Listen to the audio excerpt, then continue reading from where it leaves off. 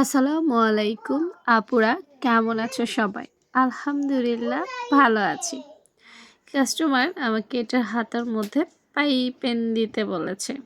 তো এখন আমি হাতার মুখে চওড়া করে একটু পাইপেন দিয়ে দিব। তো পাইপেনটা আপু উল্টো পিঠে উল্টোভাবে প্রথমে সেলাই করে নিচ্ছি, কারণ এটা যখন ভাঁজ হবে তখন এটা সামনের পিঠে চলে আসবে অটোমেটিক্যালি। ঠিক আছে। আর একটা সিঙ্গেল সেলাই আপু সুন্দর করে দিয়ে নিচ্ছি।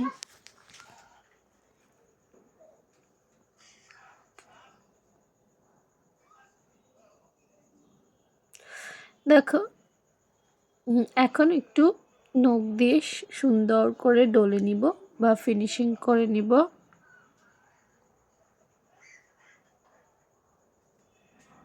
বাড়তি কাপড়টা কেটে নিচ্ছি যাতে সুন্দর হয়। এরপর দেখো, উল্টো পিঠে আনার পর প্রথম কাজ হচ্ছে একটা চাপ সেলাই দেওয়া, এতে করে ফিনিশিংটা ভালো হবে।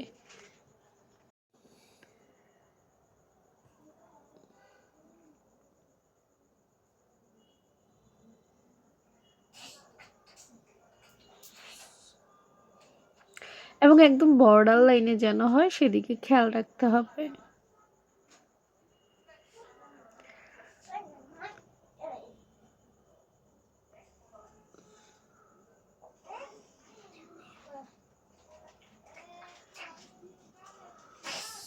তো আপুরা, এটা সেলাই শেষ। এখন দেখো, এই অংশটাকেও আবার আধা ইঞ্চি করে সুন্দর করে সমান করে ভাঁজ দিয়ে নিব এবং এটাও একদম সাইড করে সেলাই করে নিব।